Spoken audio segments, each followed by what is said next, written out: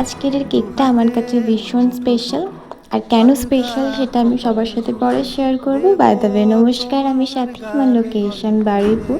Cake fantasy নামে একটা ছোট্ট হোম বেকারি চালায়। অর্ডার পারপাসে আপনারা আমার সাথে কন্ট্যাক্ট করতে পারেন। তাহলে শুরু করা যাক। ফার্স্টেই সবাই দেখতে পাচ্ছেন আমি ব্যাটারটা রেডি করছিলাম, অ্যান্ড এটা প্রিপেয়ার করার পর আমি ওভেনে দেওয়ার জন্য প্রিপেয়ার করছিলাম।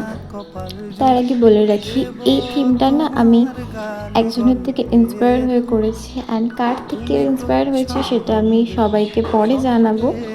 তো তোমরাও পারলে গেস করো যে আমি কার থেকে গেস করে আমাকে প্লিজ কমেন্টে জানিও। তো আমি এখানে স্পঞ্জটাকে কাট করছিলাম। অ্যান্ড আর একটা কথা বলে রাখি, আমি এটা কতটা কী করতে পারবো আমি জানি না, তাই আমার এই ছোটো ছোটো ভুলগুলোকে কেউ জাজ করো না। আমি প্রথমবার যে চেষ্টা করেছি তাই একটু ভুল আমি করেছি, আমি জানি একটু ভুল হবে। সচরাচর আমি তো এরকম থিম খুব একটা করিনি আগে, এটাই আমার প্রথমবার ট্রাই, আর আমার স্পেশাল দিনে আমি এটাকে ট্রাই করেছি। তাই চেষ্টা যখন করেছি ভুল তো একটু থাকবেই, তার জন্য প্লিজ কেউ জাজ করো না। তো দেখো কতটা সফট বানিয়েছি, আর এটার ফ্লেভার না বাটারস্কচ ছিল।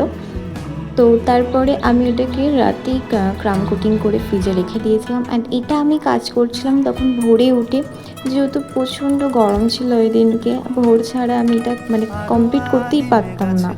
তার জন্য আমি এটা ভোর 5টায় উঠে প্রচণ্ড গরম পড়েছিল। আর এই গরমে কেক করতে যে কতটা সমস্যা হয় সেটা তো হোম বেকাররা জানে।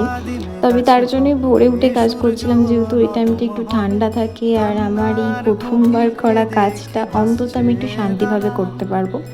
আজকের ভিডিওটা না অনেকটা লং হয়ে যাবে, তাই আমি এইটুকু রাখছি। নেক্সট পার্ট দেখার জন্য following my page. Thank you.